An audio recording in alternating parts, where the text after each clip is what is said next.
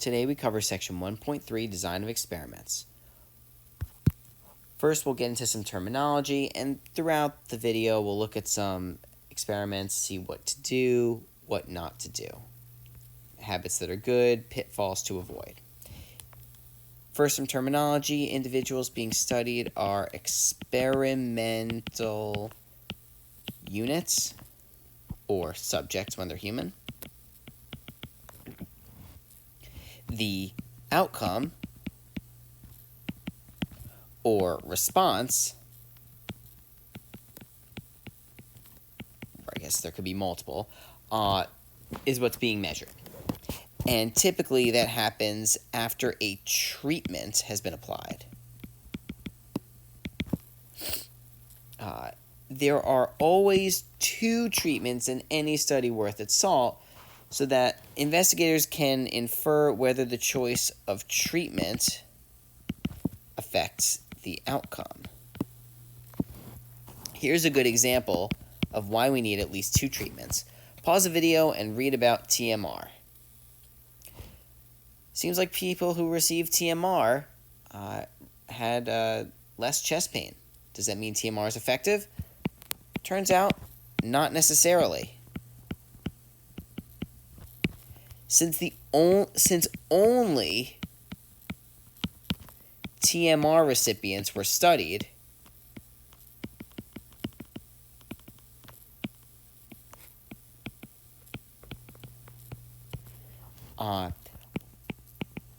other treatments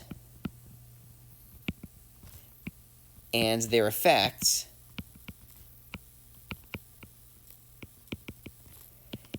including, for example, the placebo effect,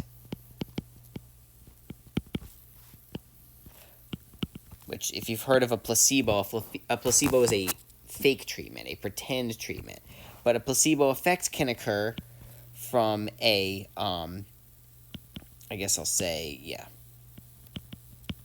fake treatment, or no treatment at all. These were not considered. So it's true that people who received TMR had less chest pain, but maybe if there were other procedures, they would have experienced even less chest pain. Maybe if they had just waited it out, they would have experienced even less chest pain. Maybe if the doctors had pretended to apply TMR, the patient still would have thought that they were receiving a treatment and they would have experienced less chest pain. And in fact, that's exactly what happened. So let me just say, note, subsequent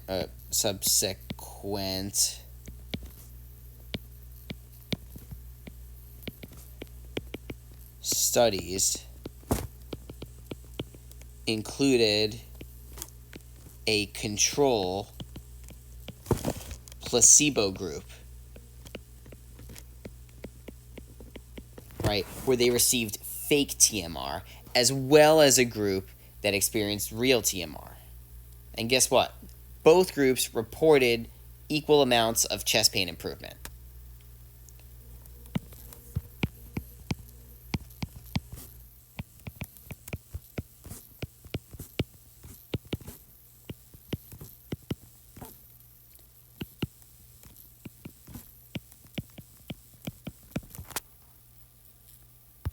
So never underestimate the placebo effect. So the point is, always have at least two treatments in your experiments. Anyway, quick example. Pause and read example 2. What are the experimental units, outcomes, and treatments? The experimental units are the 60 mice being studied. The outcomes are the results, or I should say, I'll say the results after the mice ingest sucralose water, sugar water, or just pure water. The treatments are, well, I'm just gonna copy these guys real quick. These guys, right? Those are the treatments. Okay. So let me just space these out a little bit more. And we are good to go. A couple different types of studies. We have a randomized experiment.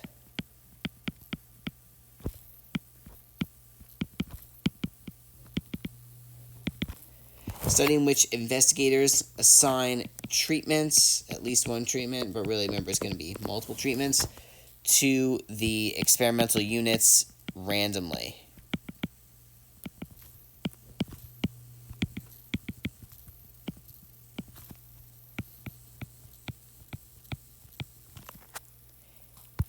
As opposed to an observational study,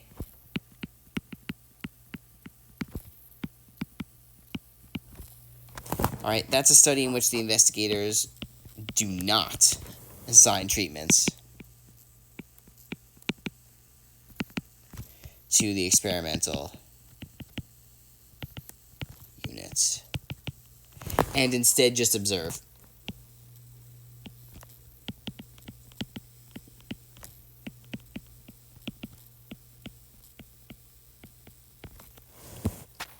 So looking at example 2, is this an observational study or randomized experiment? Well, the scientists are applying treatments to the mice, so it's an experiment.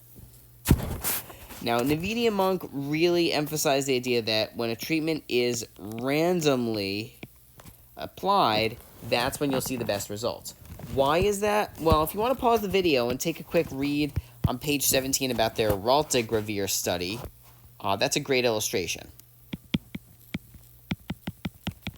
But the basic gist is that randomization reduces, maybe even minimizes, the risk of bias. Bias is something we always have to watch out for. Even when we do randomize, we still run the risk of bias. Let's take a look at example 3. People seem to jump higher with Baller's jumper pros. Does this mean that jumper pros make people jump higher, right? They were randomly assigned.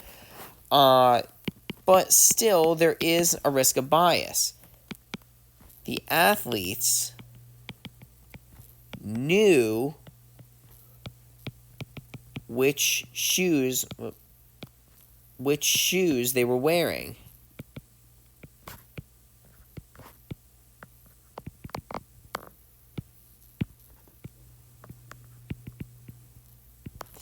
And so they may have performed accordingly. They may have over or under performed, depending on whether they got this cool new product, right? You have a cool new product that's supposed to make you jump higher, you might be extra motivated and you might jump higher. And the opposite is true if you had to wear your dinky old regular shoes.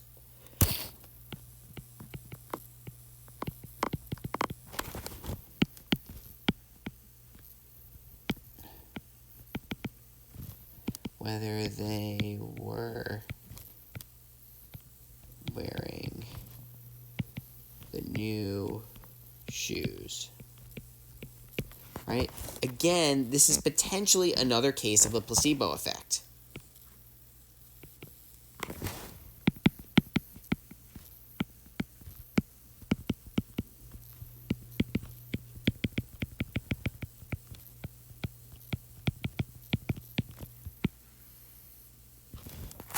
Right? So to prevent this sort of bias, what could they have done? Well, Baller should have used something called a double-blind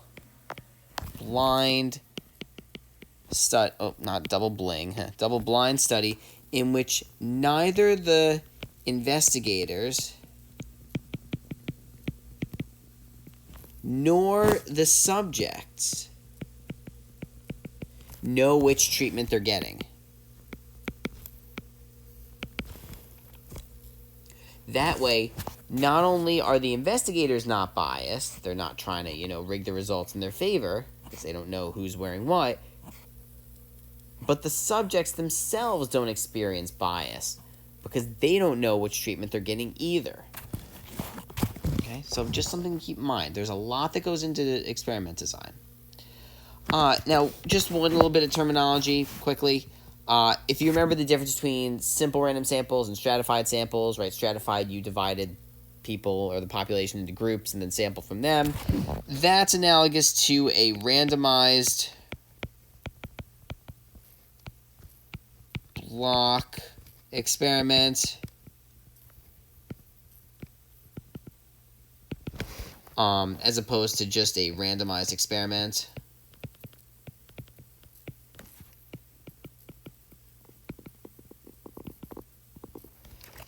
Randomized block experiments assign individuals to blocks, categories in which individuals are the same regarding the variable of interest, or at least of focus, you could say. So, for example, if we were the Ballers Company and we wanted to do a randomized block experiment, what might the blocks be? The blocks could be, and I'm just spitballing here, so please come up with some more example, or I should say the blocks could be based on height, right? Maybe taller people jump higher. Weight, it's possible lighter people maybe jump higher, maybe not, I'm not sure. Sex, I'm not sure if males and females jump higher on average than the other. You could say if they're basketball players, you could say basketball position. And there are so many others that I'm just not even considering, and you should try it. Now let's talk about observational studies for a minute. All right, this one I thought was a really good example from Navini and Monk. Really kind of fooled me, right? Doesn't it seem like based on this observational study, that smoking increases the likelihood of heart attacks? Because smokers seem to experience heart attacks more frequently than non-smokers. Well, turns out we once again have a not necessarily for our answer. It turns out men smoke more frequently than women. Men also experience heart attacks more frequently than women. So, are people experience heart attacks because they smoke or because they're disproportionately male? Let's just jot that down.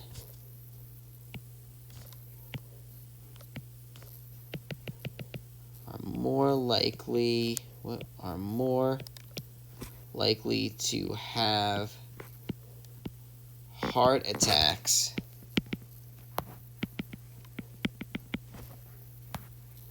and are more likely to smoke than women. It's possible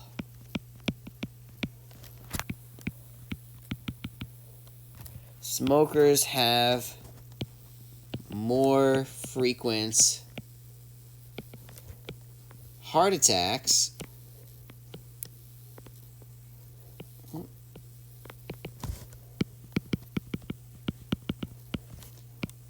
because they're more frequently male.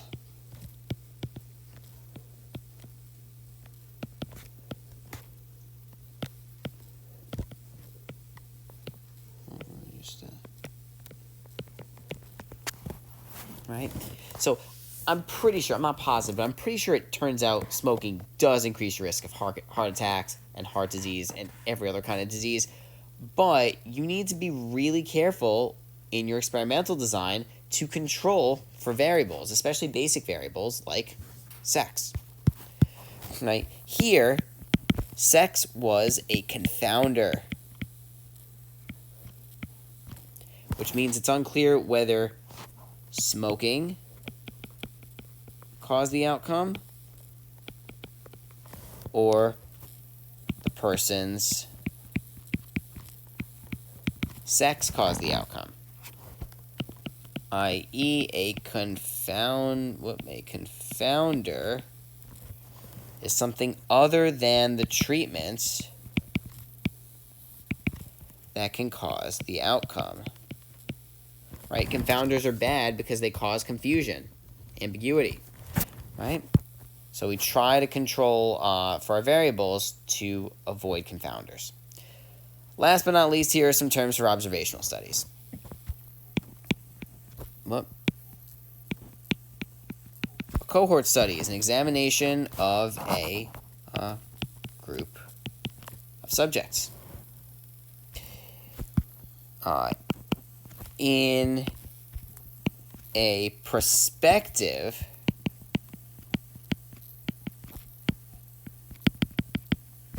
cohort study, a cohort is followed over a period of time. These are often the gold standard for studies because you see not only the immediate effects or short-term effects of a treatment, but also potentially the long-term effects. Right? There might be many different observational periods, and that's a very good thing. The only issue is that these subjects can be costly and difficult to run. So when you are able to run them, you make sure that they're being run effectively. They are the absolute gold standards. As opposed to a cross-sectional study, which is a study that examines subjects at a specific moment, and not literally like an instant, but maybe there's only one collection of data. They give the treatment, they wait 6 months, and then they see the result exactly then. A retrospective cohort study, well, you might guess that that's a study that samples subjects after the treatment has occurred. And then last but not least, we have a case control study, right? Which is similar to a potentially a retrospective cohort study, but it's specific to rare diseases. Right? 2 groups are sampled, one with a disease and one without. And retrospective analysis is done to determine whether a treatment caused the disease. And I just want to make a point that here in example 4, we referred to smoking as the treatment, and now we're talking about the possibility that a treatment caused a disease. Remember, treatment in the clinical sense is a neutral term. It just means something that's applied to the subjects. That's all we mean. Okay?